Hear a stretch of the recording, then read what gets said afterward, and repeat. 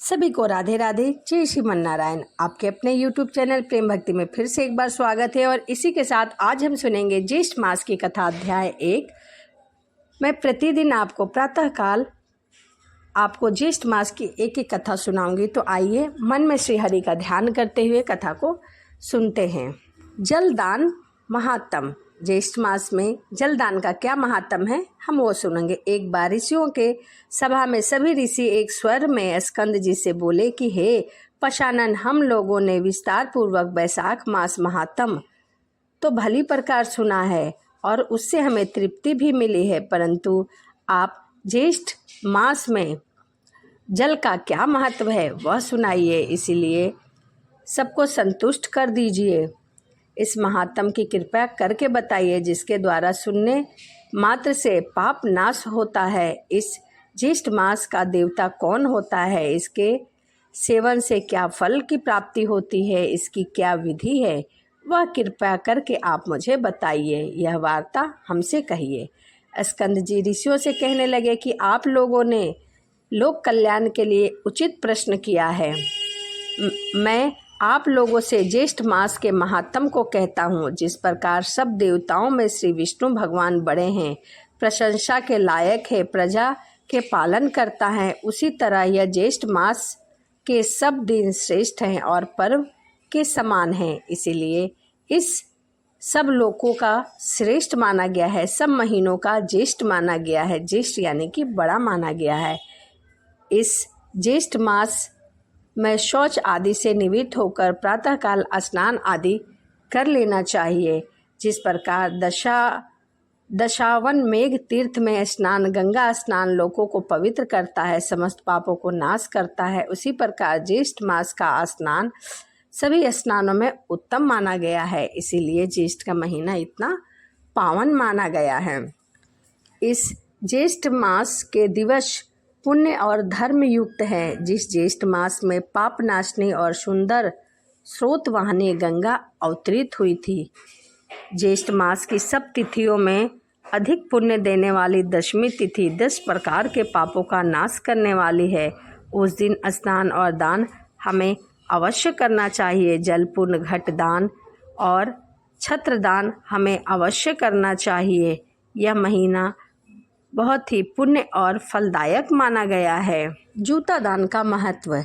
हे केशव, कांटों और कंकड़ों से रक्षा करने के लिए मैंने जूते का दान किया है। यह सब स्थानों में सुख देने वाला और यह मुझे शांति प्रदान करे। छत्र दान करने का महामंत्र। हे केशव, हे प्रभु, इस लोक और परलोक में धूप से आप मेरी रक्षा करें। प्रभु, यह छत्र आपकी प्रत्यर्थ आपके प्रिय ब्राह्मण को मैंने दान किया है। शर्करा और जल तथा घड़ा दान करने का मंत्र। मैंने शर्करा जल से पूर्ण घट का दान किया है। इससे 33 तिथियों के देवता प्रसन्न होते हैं और मुझे पुण्य की प्राप्ति करते हैं, मुझे तृप्ति प्रदान करते हैं। व्यंजन दान करने का मंत्र। सदैव धर्म को शांति देने वाले श्री विष्णु भगवान का प्रिय व्यंजन श्री त्रिविक्रम भगवान की प्रीति के लिए मैंने ब्राह्मण को दान किया है, कृपया करके उसे ग्रहण करें। चंदन दान करने का महत्व। यह कपूर खस से युक्त चंदन सुंदर रुचि प्रदान करता है। इसके दान से देवता, ऋषि, पिता और मनुष्य सब तृप्त हो जाते हैं। इसीलिए मैंने इस चंदन का दान किया है। इस प्रकार अपनी शक्ति के अनुसार अनेक दानों को देना चाहिए और प्राणी मात्र की रक्षा के लिए निर्जल देश में जल का दान अवश्य करना चाहिए। जो प्राणी मात्र के लिए जल दान करने में असमर्थ है, वह ब्राह्मण के लिए प्रतिदिन जल दान करे और पीपल, वृक्ष आदि वृक्षों का अनेक विधि द्वारा जल अर्पित करे। जलदान से अधिक श्रेष्ठ दान कुछ भी नहीं है। इसीलिए सभी मनुष्य को जल का दान अवश्य करना चाहिए और ज्येष्ठ मास में जल का दान हमें अवश्य करना चाहिए। यह घोर नरक की यातना को भोग कर पुनः पृथ्वी पर आकर चातक की योनि में जन्म लेता है। इस विषय में मैं तुमसे एक प्राचीन इतिहास कहता हूँ। पूर्व काल में त्रेता युग के अंत में महिषामतीपुरी में वेद विद्यांग का पारंगत धर्मात्मा सुमंत नाम का एक श्रेष्ठ ब्राह्मण था। उस ब्राह्मण की गुणवंती नाम की स्त्री और देव शर्मा नाम वाला पुत्र था। देव शर्मा ब्राह्मण पुत्र सदैव देवता पूजन में नित्य और अतिथि प्रिय था। किसी समय देवलोक से वह समिधा लेने के लिए वन में गया। वह वहाँ तेज किरणों और तृप्त धूपों से व्याकुल हो गया। देव शर्मा ब्राह्मण पुनः सदैव देवताओं को पूजा करता। किसी समय देवता से वह कुछ भी नहीं मांगता था। उस वन के तालाब के समीप जाकर वह एक वृक्ष की छाया में बैठकर जल पीकर वहीं पर सो गया। उस ब्राह्मण के भय से उस वन के जो मृग और परीक्षण थे वह सब तृषा से पीड़ित होकर व्याकुल हो गए और कुछ क्षण में ही मर गए। सूर्य नारायण के अस्त हो जाने पर जब उसकी नींद दूर हुई तो वह ब्राह्मण अपने घर को आया और तब अज्ञात दोष से वह ब्राह्मण मर गया तो उसकी पतिव्रता स्त्री अपने पुत्र तथा धन आदि का त्याग कर उसके साथ ही अग्नि में प्रवेश कर गई और उसी अज्ञात कर्म दोष के फल से अनेक नरकों की यातना भोगकर पुनः अपने स्त्री सहित चातक योनि में आकर अत्यंत दुख भोगा। पूर्व जन्म के पाप को स्मरण करता हुआ वह अपने घर में आकर और वृक्ष की कोटर में बैठकर निरंतर करुणा पूर्वक रुदन करता रहा। उसके रुदन को सुनकर उसके पुत्र ने अनेक बार उसे मना किया पर वह उसी वृक्ष की कोटर से नहीं निकला। तब क्रोधित होकर उसके पुत्र ने उस कोटर में आग लगा दी। उस अग्नि के ताप से उन दोनों चातक चातकी के पंख जल गए और वह दोनों रात्रि के समय व्यतीत से नीचे गिर गए और परस्पर कष्ट भोगने लगे। इसके पारंपरिक कष्ट की बात को सुनकर उसका पुत्र बहुत ही विस्मित हो गया और यहाँ से वह श्रेष्ठ ब्राह्मणों के आश्रम में गया और अपने माता पिता का सारा वृत्तांत कह सुनाया। उनसे अपने माता पिता के उद्धार का साधन जान अपने घर आया। उस ब्राह्मण श्रेष्ठ ने उसी निर्जन वन में प्याऊ लगा दी। उस प्याऊ के पुण्य से उसके माता पिता दिव्य रूप होकर सुंदर विमान में बैठकर विष्णु भगवान के धाम को चले गए। और मैंने पूर्व जन्म का वृत्तांत आप लोगों से कहा जिससे जलमार्ग के अवरोध से जलदान की अद्भुत महिमा का वर्णन किया है। इसीलिए ज्येष्ठ के मास में हमें जलदान अवश्य करना चाहिए। इति श्री ज्येष्ठ मास महात्म जलदान महात्म प्रथम अध्याय संपूर्ण।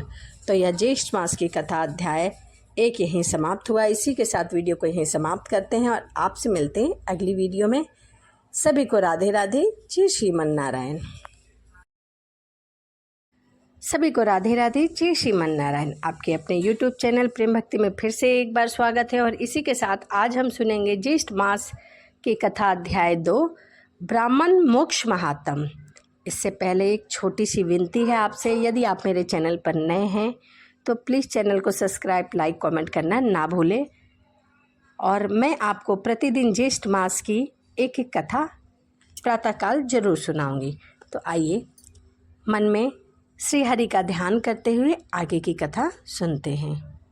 स्कंद जी कहने लगे कि हे ऋषियों, ज्येष्ठ मास में देवताओं को संतुष्टि के नियमित प्रतिदिन ब्राह्मणों को दही और चावल का दान देना चाहिए। चावल और दही के दान की महिमा कहने में शिवजी भी असमर्थ है, फिर लोक के निश्चय कार्य में कुछ क्या कहना है। हे विप्रे, लोग अलंकापुरी में गौतम नाम का एक ब्राह्मण रहता था। वह धर्मशास्त्रों और पुराणों का ज्ञाता था, परंतु द्रव्यहीन और महादुखी था।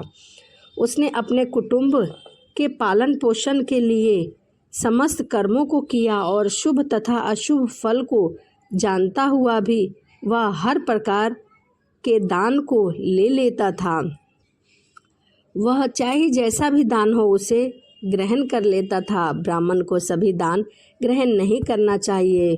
फिर चोरों का साथी होकर चोरी करने की भी जीविका करता रहा, परंतु फिर भी जब उसे कुछ धन न मिलता तो वह दान ले लिया करता था। समस्त कुटुंब को त्याग कर वह पाप बुद्धि बलि में दिए गए प्रेत पिंड की जीविका को आतुर होकर करने लगा और वह सभी प्रकार के पापों को करने लगा, जबकि उसे पता था कि यह गलत है। इस प्रकार शमशान में रहकर बलि खाने वाले के साथ सब करने त्याग बलि भोजन करने लगा और शक्तिहीन वृद्ध अवस्था से जीर्ण तथा क्षीण आयु हो गया। भोजन करते समय उत्कृष्ट पात्रों तथा समस्त बलिदान देकर उससे अन्य को काकों तथा दूसरे पक्षियों को देकर स्वच्छता से उस ब्राह्मण ने स्वयं इस प्रकार ज्येष्ठ मास में उसने बलिदान किया, किंतु जानकर नहीं किया। इस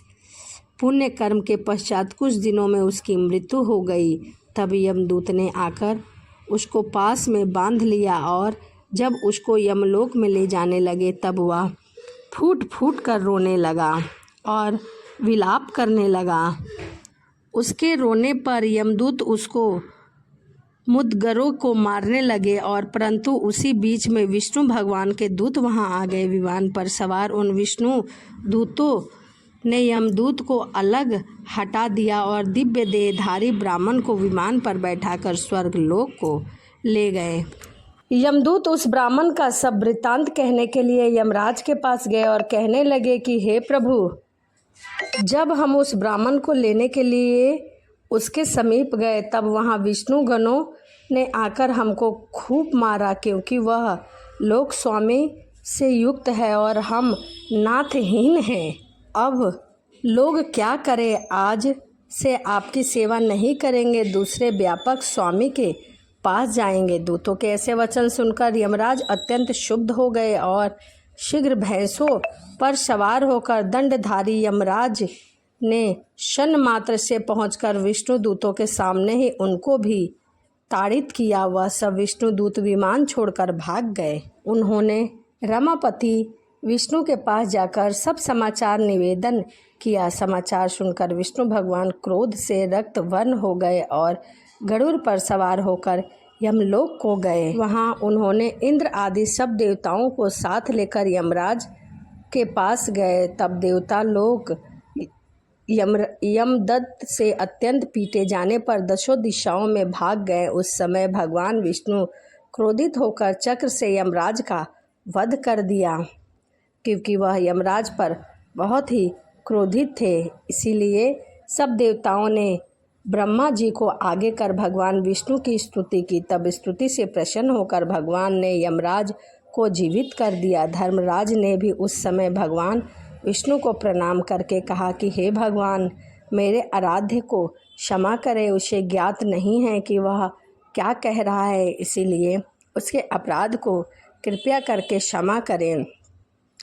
धर्मराज के ऐसे वचन सुनकर भगवान विष्णु प्रसन्न हो गए और उसे क्षमा कर दिया। उसके पश्चात ब्रह्म आदि सब देवता अपने अपने स्थान को चले गए। अज्ञातवश उस ब्राह्मण ने दही और चावल का जो दान किया था, भगवान उसके प्रभाव का वर्णन किया। यह यथावत श्रेष्ठ में दही और चावल के दान का फल है। यदि जानकर श्रद्धा से दान किया जाए तो उसका क्या कहना, उसकी सभी मनोकामनाएं पूर्ण होती है। इसीलिए प्रत्येक उपाय में ज्येष्ठ मास में द्विज जातियों को प्रतिदिन दही और चावल का दान करना चाहिए और प्रतिदिन ब्राह्मणों के चरण धोकर सुगंधित चंदन से उनका पूजन करना चाहिए और सुगंधित पुष्प माला लेकर विधिवत पान और आम के पत्ती, लस्सी, शरबत आदि से सत्कार करना चाहिए। सुगंध युक्त पंखा से हवा करना चाहिए